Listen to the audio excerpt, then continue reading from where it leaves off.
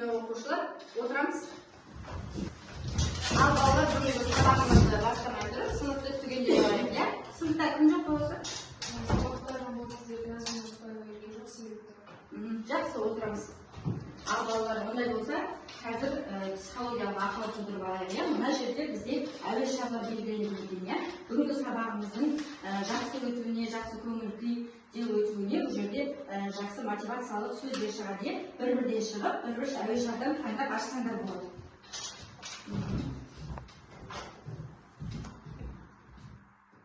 Қолынан бәрі келеді. Жақсы, дауысымызды шығарып оқимыз, иә? Сен мейірімдісің. Өте мейірімдісің дейді, иә? Соны күлген жазып. Күлімдеген жараса деген. Сен алғырсың.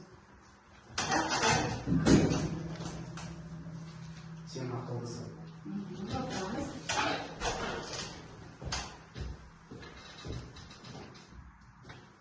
Сен мықтысың. Сен мықтысың дейді.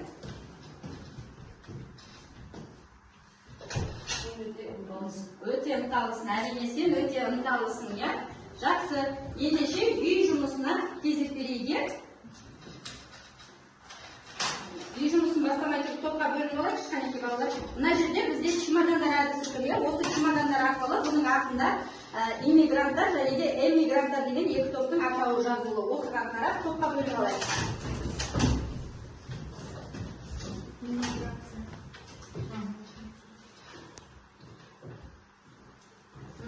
Отырамыз.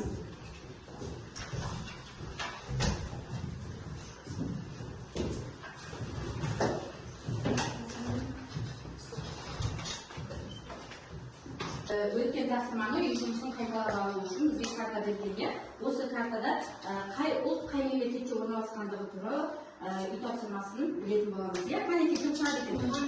Шыға аламыз.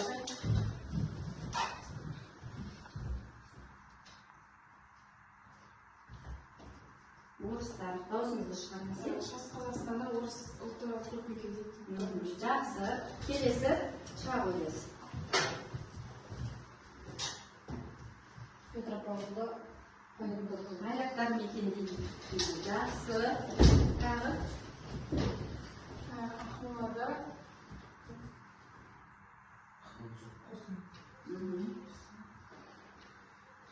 Қостанайда кімдер мекендейді екен? Украинада Беларусь. Жақсы, келсеңіз бе? Шыға Алматы. Алматыда кімдер мекендейді? Олар қайда шешімге келді. Жақсы, өте дұрыс айтады, иә? Қазақтар, өзбектер, қазжылар. Жақсы. Аха, бол берем осы мене. Шыға қойыңыз. Соңғысы қалды ма? Қарағанды болды. Жамбылда адамдар немістер.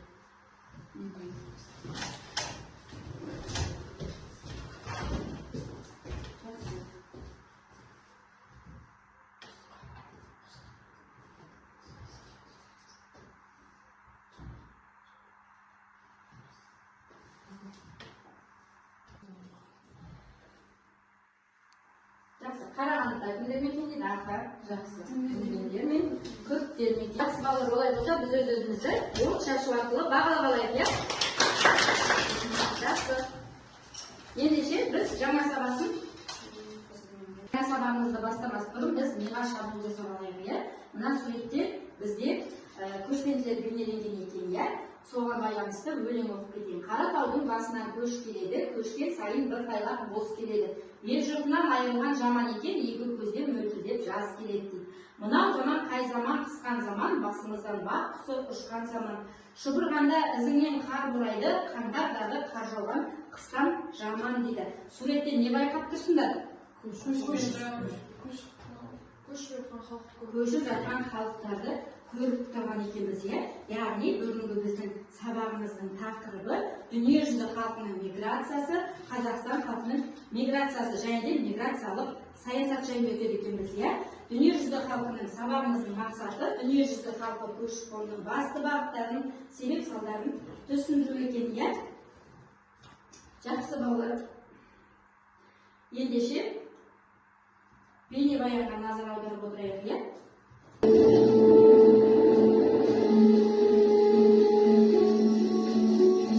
Мыңдаған жылдар бойғы миграция нәтижесінде адамдар жердің барлық құрлығына қоныстанып, 200-ден астам елдерге бөлінді. Дегенмен, бұрын-соңды мигранттар саны қазіргідей көп болған емес.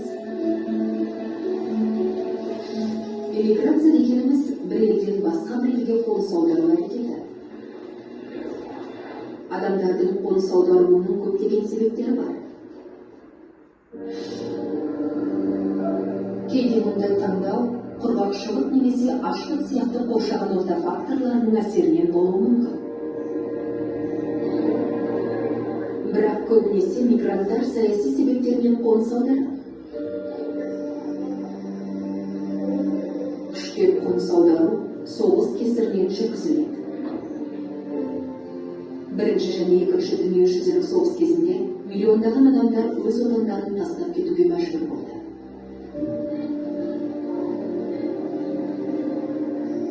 Қазіргі таңда азамат соғыстары немесе саяси қуғындар мыңдаған мигранттардың қоныс аударуына алып келді. Осындай себептермен қоныс аударылғандар көбінесе қашқындар деп аталып кеткен. Олар басқа елден баспана немесе қауіпсіз жер іздейді. Кейбір қашқындардың тұтқыннан құтылу мақсатында жасайтын әрекеттері өмірлеріне үлкен қауіп тудыруы мүмкін.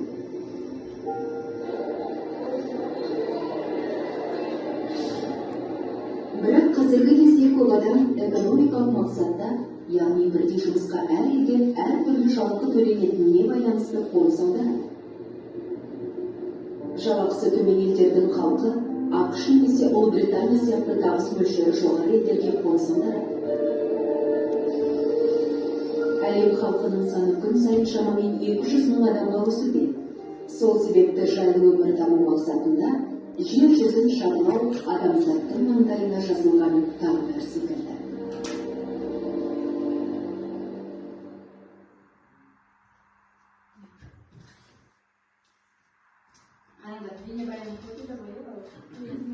Енді бізде миграция дегеніміз көші-қон дейді, яғни адамдардың тұрғылықты мекенінен әртүрлі себептермен басқа жерлерге қоныс аудару. Көші-қон адамдардың белгілі бір аумақтың шекарасынан асып, тұрақты немесе уақытша тұрақтылығы мекенге қоныс аудару арқылы жүзеге асады екен, иә? Бізде жалпы миграция дегеніміз екі түрлі топқа бөлінеді екен, иә? Біріншісі бізде сыртқы эмиграция, яғни ол латын тілінен аударған кезде елден кету дегенді білдіреді екен, иә? Өз еліндегі тұрғылықты мекен, бөтен елдегі тұрғылықты жерге айырбастау адамдардың эмиграцияға кетуінің түрлі себептері бар екен, иә? Сыртқының екіншісі бізде иммиграция, яғни латын тілінен аударғанда көшіп келу дегенді білдіреді екен, иә? Қоныстанушылық, кемшілік бір мемлекеттен адамзаттардың екінші бір мемлекетке тұрақты немесе уақытша. Қазақстан заңнамасы бойынша 6 айдан көп мерзімге тұру үшін көшіп кетуді айтады екенбіз, иә? Ал екіншісі бізде ішкі, яғни бұл бізде белгілі бір картаға назар аударамыз, белгілі бір мекен, ішкі дегеніміз белгілі бір, яғни белгілі бір мемлекеттің ішінде ғана қоныс аударуын айтады екенбіз. Мысалға келтіретін болсақ, Қарағанды облысынан Жамбыл облысына қарай қоныс аударуын біз ішкі деп айтатынбыз. Яғни ол шекара аспайды, тек қана бір мемлекеттің төңірегінде болады екен. Болмаса, жаңағы біздің отырған Бұршақ ауданынан белгілі бір ауылға, болмаса бір қаладан екінші қалаға, Ақтөбеден мысалға Қызылордаға қарай көшуін біз ішкі деп атайды екенбіз, иә? Ал сыртқы дегеніміз, яғни мына дүниежүзінің картасына қараңызшы, яғни бір мемлекеттен екінші мемлекетке қоныс аударуын, яғни шекара асып кетуін айтады екенбіз, иә? Мысалға келтіретін болсақ, бізде Ресейден Монғолияға қарай көшуін, болмаса Қазақстаннан Қытайға қарай шекара асып көшіп кетуін, біз болмаса көшіп келуін, осыны біз эмиграция және де иммиграция деп бөліп қарастырады екенбіз. Балалар, түсіндіңдер ме? халықаралық миграцияның бізде бірнеше себептері бар дедік, иә. Яғни ол діни тұсы екен, иә. Діни деген біз бірнеше діндер бердік қой бізде. Қазақстанда бізде бірнеше дінге рұқсат етілген, иә. ислам діні, буддизм, индуизм және де діни, яғни діни бағыты бір-біріне ұқсас болып келеді екен, иә. Саясиға, экологиялық, яғни экологияда біздің ауамыз таза, көшіп барған жердің, яғни суы болу керек, оның жағдайы, барған жердің жағдайы жақсы болу керек, иә. Ұлттық педия және де экономикалық жағдайы жақсы болу керек екен, иә. Осы себептерге байланысты бізде көші-қон болады екен. Енді қараңдар, Қазақстанның ішкі сыртқы көші-қоны, иә. Бірінші кезең 1990-2013 жылдары Қазақстанға және Қазақстаннан жаппай қоныс аударып көшіп кету басым, теріс көші-қон сальдосы болған екен, иә. Жаңағы біз айтып кеттік қой, иммиграция мен миграциясының екі арасындағы есепті біз миграциялық сальдо деп атайды екенбіз, иә. Екінші кезеңде бізде 2004-2011 жылдары иммиграция басым болуымен жағдайдың тұрақтануы оң көші-қон сальдосы деп аталады екен, иә.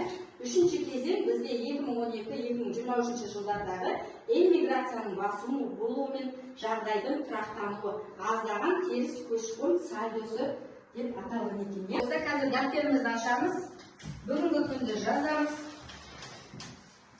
Миграция және миграцияның түрлері. Ішкі және сыртқы, иә. Эмиграция және иммиграция деп бөліп жазыламыз.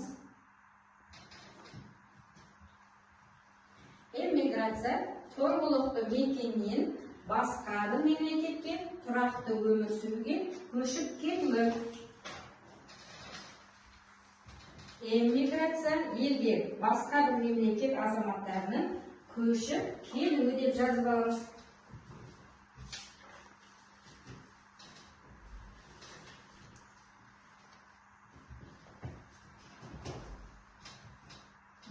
Өз ережесін жазып алыңдар. Кейінірек видео 10-шы беттегі ережелерді толықтырып жазып келеміз, жақсы ма?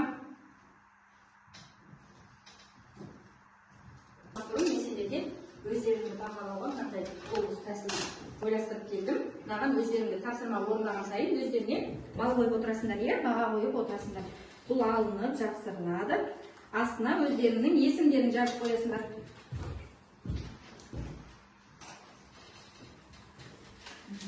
Астына есімдерін жазып өздеріне бағалап отырасыңдар. Ендеше балалар, қараңдар, сендерге бірінші тапсырма. Бірінші топқа Қазақстанға ішкі және сыртқы көші-қонның себептері мен бағыттарын зерттеу дейді. Ал екінші топқа Қазақстанға келген мигранттар мен эмигранттардың негізгі топтарын анықтайсыңдар. Мен сендерге қазір екі парақ беремін. Осы екі параққа орындаймыз, жақсы ма?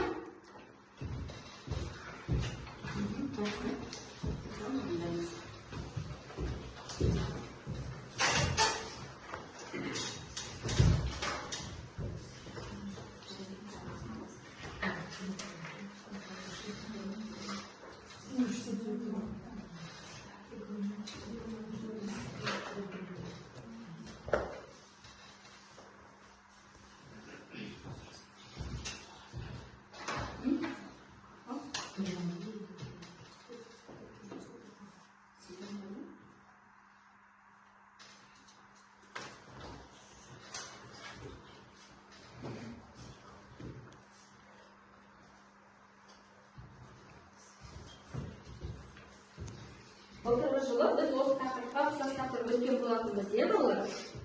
Естеріңде бар ма? табиғи және физикалық. Табиғи және механикалық туралы өткізілді, иә? Табиғиға бізге неде жатқан? Кімде жатқан? Туу мен өлім арасындағы көрсеткіш, иә? Ал механикалыққа көшіп тереңдетіп қарастырып жатыр екенбіз, иә?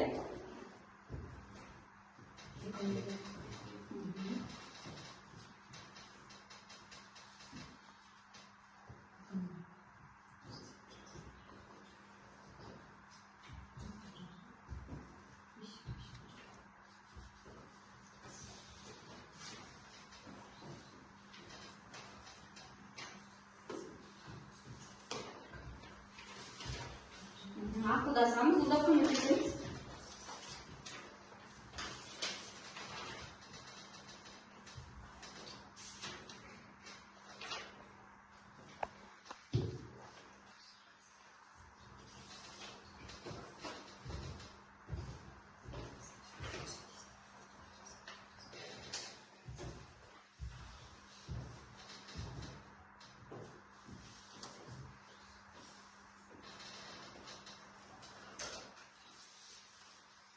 Sabaqqa жақсы қатысып, барлық сұраққа жақсы жауап берген оқушыларға мен сабақтың соңында бонустық карта беретін боламын, иә?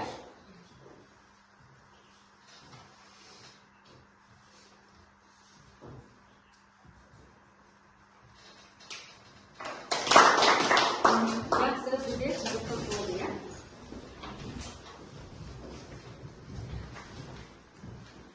Жақсы айтамыз. Қазақстанда ішкі және сыртқы көші-қонның себептері мен бағыттары. Діни, Экономикалық, экологиялық, саяси, ұлттық және репатриациялық көші-қон жатады. Жақсы, келісеміз ба бірінші топ? Жақсы айтамыз. Ал екінші топ болып қалды?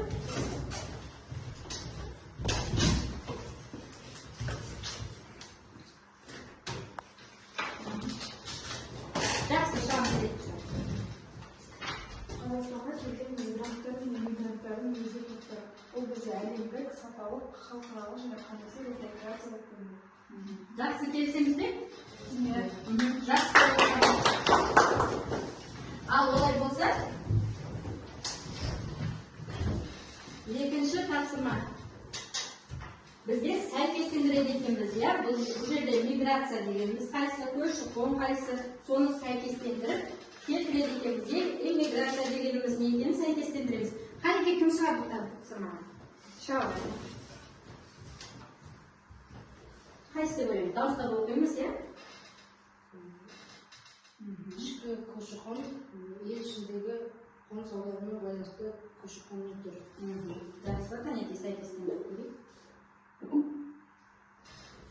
Келесі. Мемлекеттер тұлғаны мәжбүрлеп шығару жүйе басқа бір мемлекетке шығып кеткен шетел азаматтардың немесе азаматтарға жоғарыда қаржы қолданылады. Бұл бізде депортациялық саналады. Жақсы. Тағы кім шығады? Елден сырт жерге көшіп кету, елге көшіп келу түріндегі көші-қон бізде иммиграция. Жақсы. Тағы шығады. Адамдардың төлемдері негізгі себепті орын ауыстыру. Жақсы. Келесі шығады. Шығады. аса жердегі жұмыс оқу орындарында күнделікті немесе қысқа мерзімде жүзеге асатын көші-қон, сыртқы көші-қон. Жақсы. Қазір соңында тексереміз, иә? Адамдардың екінші бір мемлекетке тұрақты немесе уақытша тұру үшін көшіп келуі уақытша көші-қон. Уақытша көші-қон деп аталады екен. Жақсы, Динара шығады.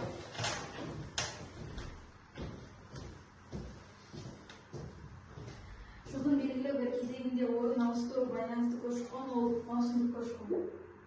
Жақсы. Түрлі себептермен өзге мемлекет аумағында қалған адамдардың отанға оралуы репатриация. Жақсы.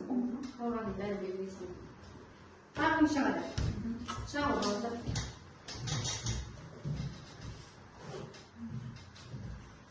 Қоныс аударуды көздемейтін мерзімі қысқа көші-қон түрі наилдік көші-қон. Өз елдегі тұрақты мекен бөтен елдегі тұрақты жерге айырмашылығы. Жақсы. Ал қанекей жіберіп көрейік, иә? Қателесіп жатыр екенбіз, иә?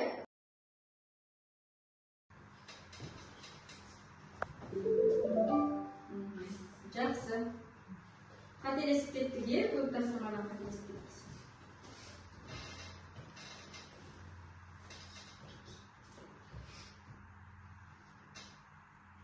Кім орындайды? Қанекей кім бірінші шығады? Тест. Жақсы, бере жатырмыз. Ішкі және сыртқы 10 миграция түрлері. Жақсы, өте жақсы, дұрыс. Екінші тағы кім шығады? Динара шығады. Ұлты қазақ, Қазақстанда тұрақты өмір сүру мақсатында көшіп келгендерді кім дейміз? Қандастар. Өте дұрыс, жақсы. Келесі кім шығады? Шығады. Қазақстанда халық қай қалаларға көбірек қоныс аударады дейді. Қай қалаларға көбірек қоныс аударады? Қазақстанда бізде Астана, Алматы, Шымкент, Ақтөбе қалалары көп Көрейік. Жақсы, дұрыс дейді. Келесі шығады. Қазақстанда халық қай қалаларға көбірек қоныс аударады? Қазақстанның ішінде дұрыс. Қазақстанда халық қай қалаларға көбірек қоныс аударады дейді. Қандай мақсатта көңіл? Жұмысқа барғанда басқа елге немесе қалаға көшіп. Жақсы, өте жақсы. Шығамыз.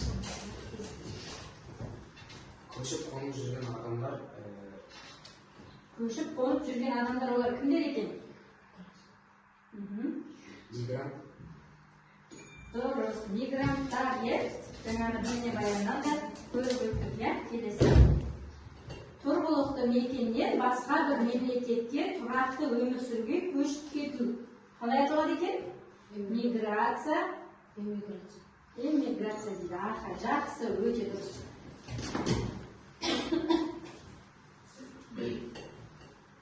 Азаматтардың туған жеріне әскери Тұтқындар, босқындар, эмигранттар, оралмандар қайта оралуы не деп аталады екен? Қалай аталады екен? Өте дұрыс репатриация дейді. Жақсы, келесі. Миграция сәңгісі. Жақсы. Жақсы дейді.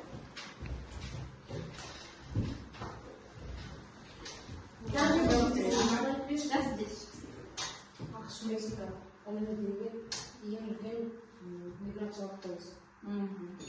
Жақсы, өте жақсы. Бәріміз жақсы түсінікті бүгінгі сабақты. Келесі сұрақ 1994 жылы 4 миллион 1991 жылы 410 адам миграцияның ең жоғары көрсеткіші тіркелді. Жақсы, дұрыс. Жақсы, өте жақсы деген көрсеткіш өте. Қанекей серіктік сәтін жасап алайық. Мұнда бізде қимылдар берілген, осы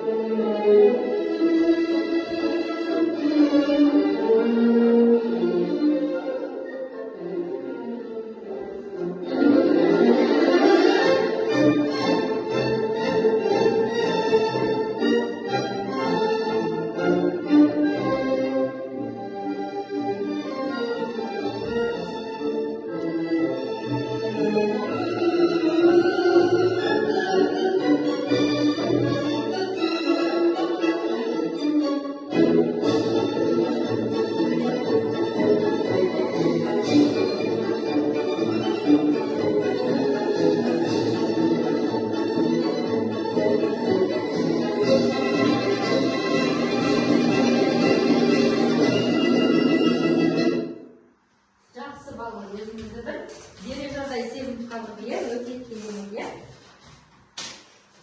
Жауап беріңдер, қанша сұраққа жауап беріңдер, иә. Тапсырманы жақсы орындағанымызда әрқайсымыз өзімізге баға қоямыз, сол бағаларымызды айтып шықсақ, иә. Балуса, сен өз-өзіңе неше қойдың? Мен өз-өзіме 9 қойдым. Себебі менің тестілігі сол қателеспейді. Жақсы, Балаусаның бағасымен келісеміз, иә, мен Балаусаға 9 деген баға қоямын, иә. Мен өзіме 8 баға қойдым. Бір-екі жерден қателесіп қалдық, иә. Жақсы, сіздің де бағаңызбен келісемін. Мен өзіме 8 баға қойдым, себебі мен топты жұмыста өз тобыма дұрыс көмектесемін. Жақсы, балалар, өзіміз бүгінгі сабақты жақсы түсіндік, жақсылап баға қойып жатыр екенбіз, иә. Келесі, Нұрай. Мен өзіме бүгінгі сабаққа 8 балл қойдым, себебі кейбір жерлерден қателестім. Жақсы, келесі сабақта ары қарай тағы пысықтап аламыз, иә. Мен өзіме 9 баға қойдым, мен бүгінгі сабақты жақсы түсіндім. Жақсы, сіздің де бағаңызбен келісемін. Мен өзіме 9 қойдым, себебі сұрақтан қателестім, бірақ менің сабақты жақсы түсіндім. Өте жақсы, иә. Мекежан барлық сұрақтарға жауап берді. Мен бүгін Мекежанға 10 деген балл қояр екем, иә. Мен өзіме 8 балл қойдым, өйткені бір жерден қателестім.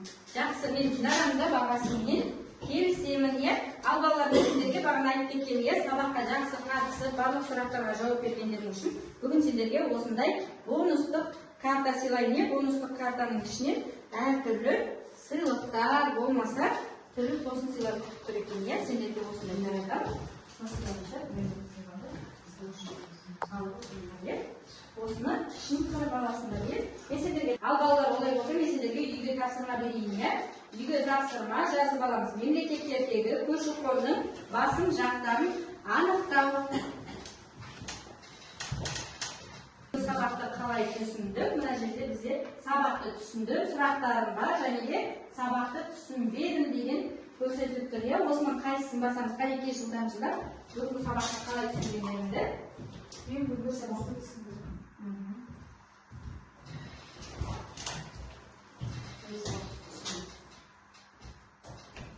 Жақсы. Мен сабақты түсіндім. Мен сабақты бүгін сабақты түсіндім, кейбір жерлерден қателестім. Жақсы, сұрақтарым бар, иә. Мен сабақты толықтай түсіндім. Жақсы. Мен сабақты түсіндім.